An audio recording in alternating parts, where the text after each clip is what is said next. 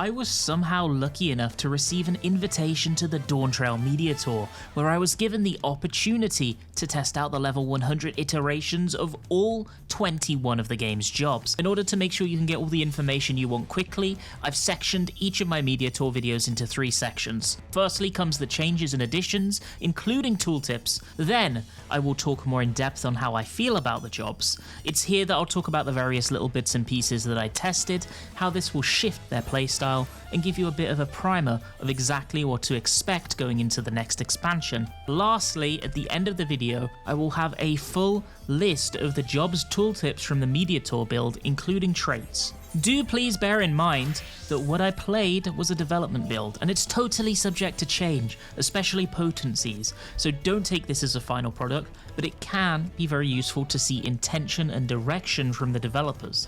Additionally, I had very limited time to test everything, and our play session was at like 400 ping due to needing to route the server access through North America, then all the way to Japan. So what you're going to be seeing from me is definitely not peak gameplay. My apologies, I did the best I could with what we had access to. Let's check out what Sage gained, and more importantly, whether Pancardia actually ended up being called Pancardia.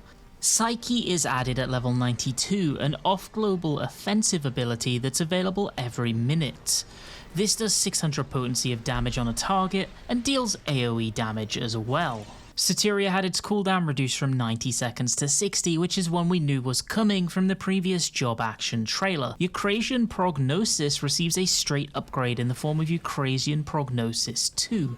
In fact, all the healers will see a new version of their de facto AoE healing spell. Eucrasian Dyscrasia was also added, allowing Eucrasia to affect your AoE filler ability Dyscrasia to get off an AoE dot centered on the player. Physis 2 also gets a buff, extending the HP recovery secondary effect from 10 seconds to 15, making it fully equal with the regen effect in duration. Finally, at level 100 they get Philosophia, a mitigation on a 3-minute cooldown.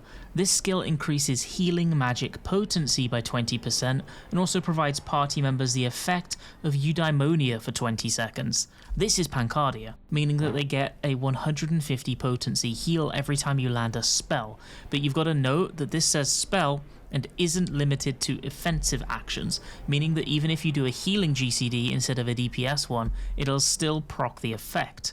So Sage on the surface seems like it didn't change at all, but that's actually not true. Not only did they get Psyche to augment their DPS kit, which is a really nice addition, but as of right now in the Media Tour build, Eucrasian Dyscrasia outputs 400 potency across its full duration. You gain a trait to increase the damage that Dosis deals, which puts it at 360 during Dawntrail, which means that yes, this new AoE dot is a DPS gain on one target. A very, very small one, but a gain nonetheless. Basically, this dot needs to stay up for essentially its full duration to be a DPS gain, giving you this risky way of eking out a tiny bit more damage on an enemy if you know they're going to survive and be targetable for an extended period of time.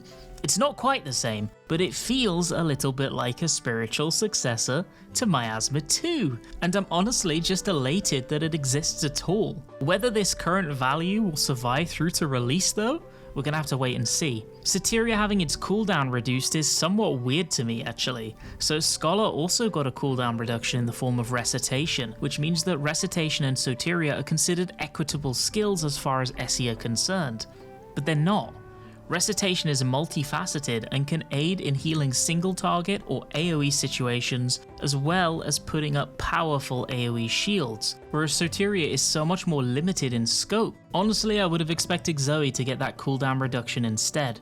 Philosophia is kind of decent. I honestly think in a bubble it's a lovely new addition to have, but the issue comes along when you start comparing it in specific cases to the new offering that Scholar receives in Seraphism. In a progression or an intense healing situation, the throughput and raw shielding that Scholar can bring thanks to their new tools kind of makes Sage's toys pale in comparison. That said, when you aren't actively using GCD heals and you want to press this new ability passively to get the group tops over a period of time using the regens, it's definitely the better of the two in terms of the total potency that it can put out on a party. I just would have expected something a little bit more noteworthy as our capstone. Sage's DPS additions make it a whole lot more interesting to me, and a job that didn't seem to be changing whatsoever is actually enhancing in terms of depth quite a lot, providing interesting optimization potential for confident players without harming the average enjoyer in the slightest, and they also get a couple more fun tools to help them boost their shielding and passive healing capabilities. But whether it will be enough to compete with Scholar in a progression setting is yet to be seen. I'm basically done talking about my thoughts, but I'll leave you firstly with the tooltips on everything that was added or changed for the Media Tour build of Dawntrail Sage, and secondly, while you take a look at them, thank you so much for watching this video. I appreciate you taking the time to listen to my yapping. Have a good rest of your day, and I'm really curious to see what you think of the changes that Sage is receiving, so please do let me know in the comments section, especially if you have any additional questions that I can maybe answer.